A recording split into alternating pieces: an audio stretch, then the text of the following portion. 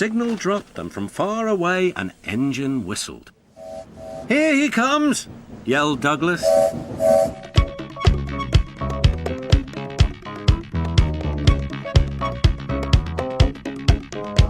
Alright, so at the beginning of the episode, we can see Thomas pulling Annie and Clarabelle. He was feeling very happy. His blue coat shone in the sun, he was right on time, and all around his branch line seemed prettier than ever before. And here we can spot our first goof. Some studio equipment can be seen in the top right corner.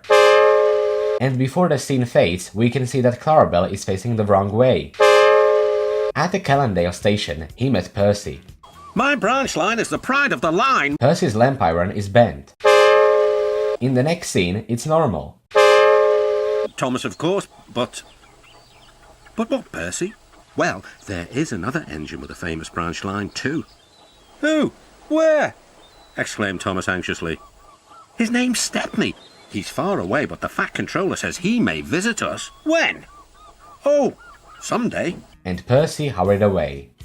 Meanwhile, Stepney was puffing purposefully along his line. It runs through fields and forest, but it isn't long, which made him feel a little sad. Later he saw Rusty. He had helped save Stepney from scrap. "Everyone's been so kind, but my railway is so short and I do miss a good long run." "I think you should tell Driver too," replied Rusty. "I'm sure he'll understand." Stepney soon discovered that indeed he did. "Do you know, Stepney, I feel just the same way." That evening, Stepney's driver had exciting news. "Guess what, Stepney? The Fat Controller has invited us to visit the other engines on his railway. Manager agreed. It'll be a really long run to get there." "Oh, thank you," sighed Stepney. They set off next morning. By now, all the other engines were talking about Stepney. "He runs a famous branch line. Did you know that?" said Percy. Thomas was feeling a little jealous. It may be famous, but my branch is first on the line. Everyone knows that, too." And he puffed away to fetch his coaches. "Look!" squeaked Percy. "Why have they all come? There is no train yet."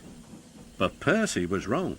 The signal dropped and from far away an engine whistled. A tar wagon, perched on another tar wagon, is visible behind Gordon and Henry. Stepney puffed proudly through the junction. All the engines were pleased to see him. "Hope you'll meet Thomas too," said Edward. "You both have branch lines to be proud of." Then Stepney set off to help Doc shunt coaches in the yard, and they worked happily together all afternoon. At last Thomas arrived. "Sorry, can't talk. It's time for my last branch line train.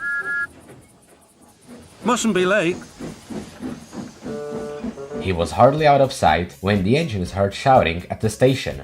Moments later came the alarm. "Stop all trains!" The signalman answered the telephone. "A special, is it? I see." Thomas was impatient. A black box is attached to Thomas's cap. Annie is facing the wrong way. Soon they heard an unfamiliar puffing sound. There was Stepney with headlamps swaying and whistleblowing. He gathered speed and disappeared. "Well, bust my boiler," said Thomas the Tank Engine. Next morning, Thomas was still fuming. "Shunted, and on my own branch too. It's a disgrace." "I'm sorry," said Stepney. "I was a special." "Why?" "An important passenger arrived just as you left. He ordered a special train and Duck let me take it. We had a splendid run, but..." "But," finished Thomas kindly, "it can make an engine nervous not to know the line." "Exactly," said Stepney. "You're such an expert." This made Thomas feel much better. He couldn't be cross anymore, and instead he began telling Stepney all about his branch line. So those are all of the goofs found in season 4 episode Thomas and Stepney. I hope you all enjoyed this video, my dear train lovers, and I will see you next time.